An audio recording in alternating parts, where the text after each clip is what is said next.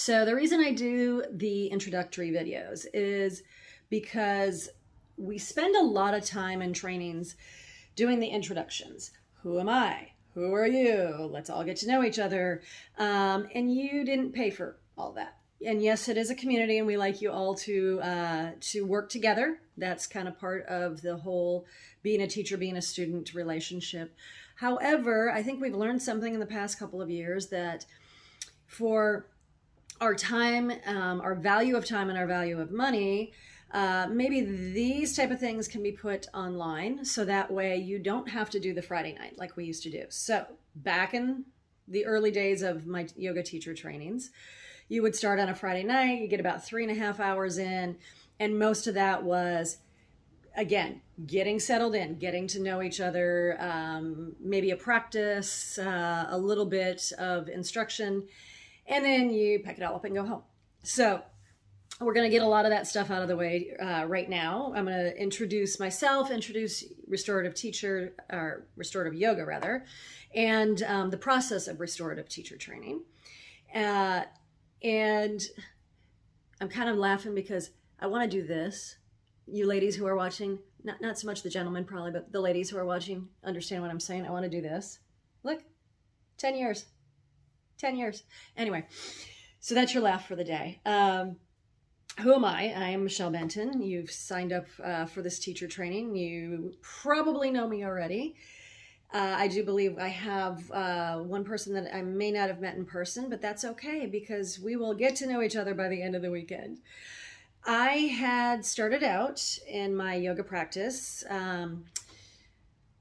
15 years ago. So, 2006, we're working on 16 years at this point. And it was an after work activity. Got to know the studio, got to know the other students, and really just dove right in and realized that yoga was something I really loved. I have a true passion for it, and got rid of the gym memberships and things like that.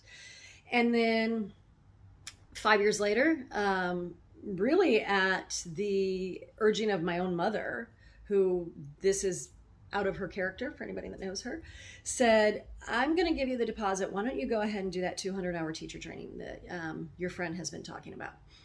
And so I did. I went to Full Circle in Winter Park, Florida. And my friend Christine owns the studio. She had just bought it maybe a couple of years before that from a lovely gentleman named Lewis.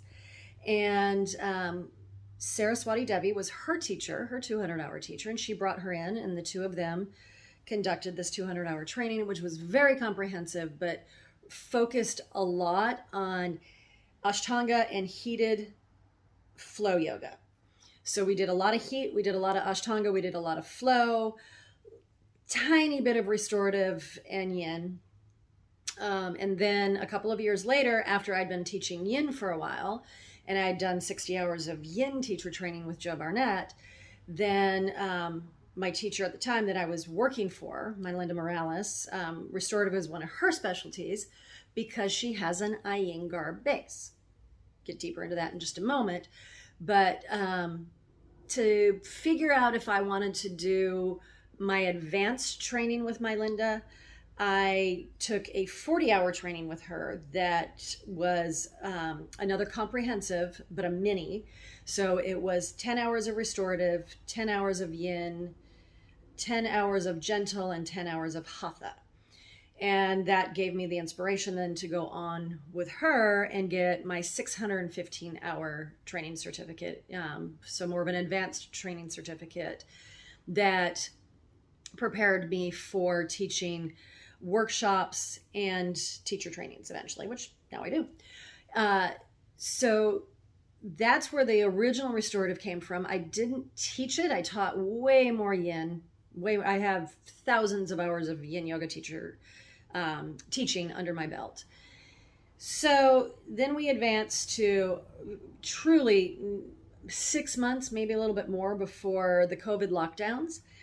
And I'm living in New Smyrna Beach, and that is a big request for styles of yoga is more of the yin, restorative, gentle, things like that in this area. And so I felt like, I'm a little bit rusty. I need to do another training. So I went with Cindy Lee, who has been well known for years in the United States. She has done articles for Yoga Journal. She's just one of those original, if you look up Cindy Lee, she's one of those original people who brought yoga into the mainstream of the United States. People have been talking about Cindy Lee since the 80s. And so I did an online training with her for restorative and kind of brushed up on this, and then started teaching it again, so I get that practice in. And then finally put a restorative teacher training together, super excited about it. And 10 days prior, I think it was supposed to start on March 27th, 2020. 10 days prior, everyth's locked down. No yoga, no restaurants, no walking out of your house. And I had to scramble. And I totally admit it, I had to scramble. I hadn't done online teacher trainings. I had taken them, but I hadn't put anything together. So I spent a lot of time here in this house in front of this fireplace putting together a restorative teacher training online. So that was actually my first one 2 years ago. And since then I've done a few more. And here we are today. It is one of my favorite trainings to teach. And I think it's going to be one of your favorite trainings to take.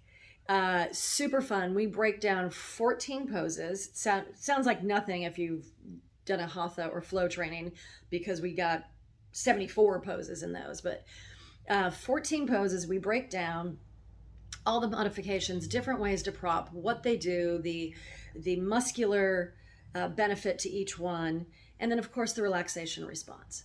So I'm really excited for you to take this. It's going to be a really great weekend, a super fun weekend.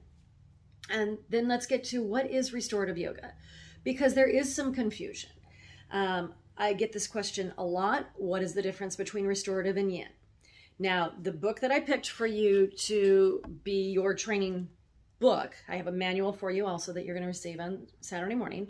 But your book, this Boundless Bliss, out of all of the books that I use for restorative, this is the best one that I feel for a restorative teacher trainee for you. However, with that being said, there's all kinds of caveats sometimes in yoga, because there's thousands of years of yoga, there's thousands of styles of yoga, and there's thousands of different interpretations of yoga. I don't agree with Chris's, because I have several books, I had to remember which author. I don't agree with Chris's interpretation of yin, that she tries to explain what is the difference between yin and restorative. So I'm going to go through really quickly what yin is to me, because as you may have learned in yin teacher training with me, or you may, if you take it with me eventually, learn yin is one of my specialties. It is for connective tissues, fascia, ligaments, tendons, but also it is for working our way into parasympathetic nervous system. So we reduce all muscle engagement, all muscle tension, if possible, in yin yoga. We do use props, not as many as restorative, but we do use props.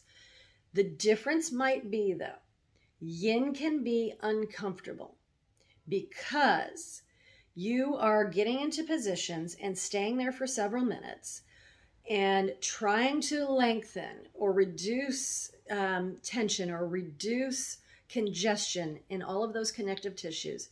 And that's tension and congestion that you have built up over days, weeks, months, years. And so there's going to be some discomfort in a lot of those poses. And we work through systematically how to get you to the other side of the discomfort and make some space in connective tissues that will then, yes, affect muscle and bone.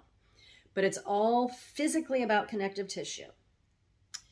Energetically, emotionally, and even physically with your nervous system, we're getting to kind of the same place as restorative yoga.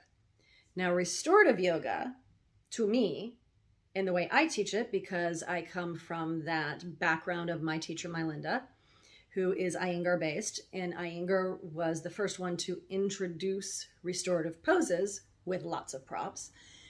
It is for your muscles physically. It's for your muscles, but it's completely and totally supported. And by that, I mean, you are supposed to feel like you are floating on a cloud. Every single body part is cushioned in some way, shape, or form. That's why we use so many blankets. It sounds crazy when I first tell you bring 5, 6, and you could bring 10 blankets. We probably would use them.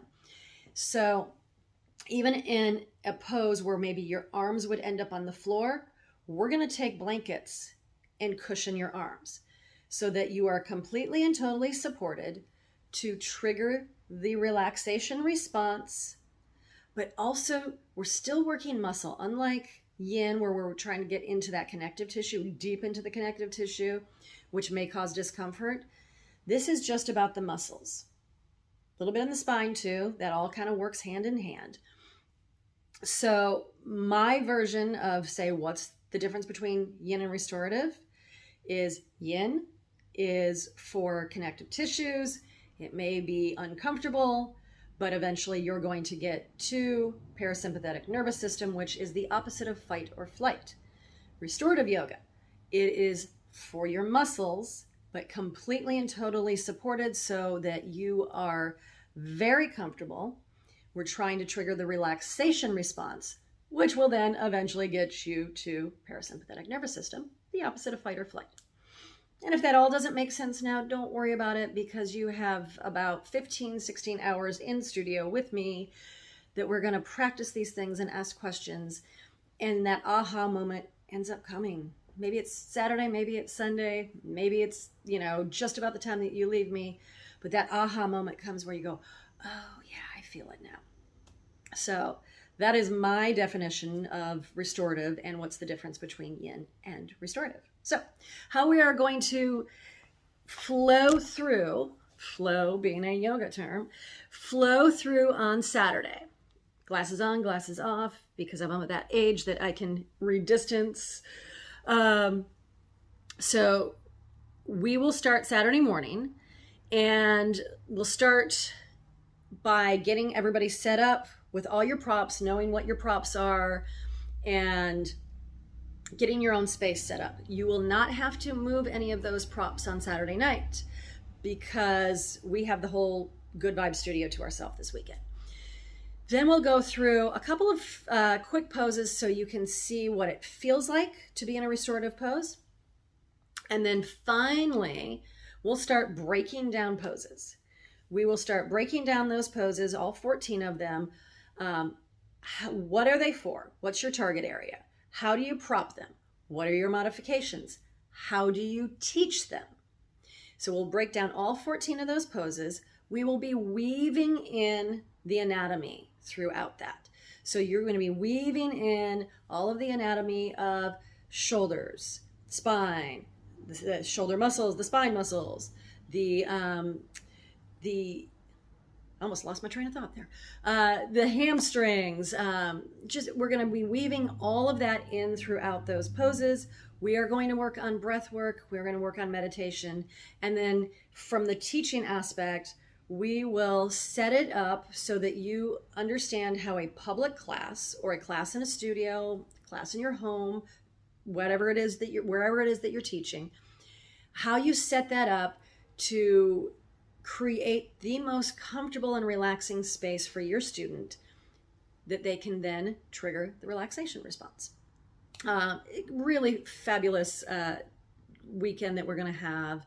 I hope you're looking as forward to it as I am. Sorry if I keep bumping the microphone. I'm not used to using it anymore. All right, so I'm bringing chairs. So I've told you what props you need. Feel free to send any questions to me. I'm bringing chairs. And we're going to do some fun with chairs. We're going to do fun with the wall. We are going to do fun with all of our other props. The number one prop that you have to have, though, is that large bolster. I have a couple of extras if you weren't able to get one. I know there's supply chain issues still happening all over the place, but I have a couple of extra of the large bolsters. It is very important to have that in a restorative class because We're going to use it in several classes, and there's no way to replicate that large bolster. I can replicate the small rectangular or round bolsters. I can replicate blankets, but I can't replicate that large bolster. It has a very specific purpose in restorative yoga. Also, bring snacks. We'll do some working lunches. It might even just be us sitting around conversing about teacher training, but it makes it a lot easier if you don't have to get up, go, order somewhere, come back. It just kind of busts up the time. So working lunches. I will bring a cooler because there is not a refrigerator at this studio. So I will bring a nice large cooler with some ice packs in the bottom that we can store things in. There is a couple of places around the corner if you were to pre-order and then pick something up, that's fine also. Bring, if you have it, this isn't a requirement, but if you have it, bring a Pilates mat. A Pilates mat is one of those thicker ones. Regular size, but thicker, softer. Because it is a concrete floor, we'll put the Pilates mats underneath your regular mats just for some extra cushion. I think Terry Ann that owns the studio has about 6, maybe 5. So we have some extras if you don't have that. If you do though, bring it please. And then I believe that's all we need. I think that's all we need. Please let me know if you have any questions. Go ahead and watch the video. I'm going to send you a couple of other videos that you can watch also prior to training to just get yourself kind of prepared, get your headspace there. And we will start out Saturday morning. First thing I usually do is, after we get set up, is a quick meditation that brings us all into that space and into that that mindset of learning and being ready to go. So, namaste, y'all. My name is Michelle. I will see you on Saturday. Bye, everybody.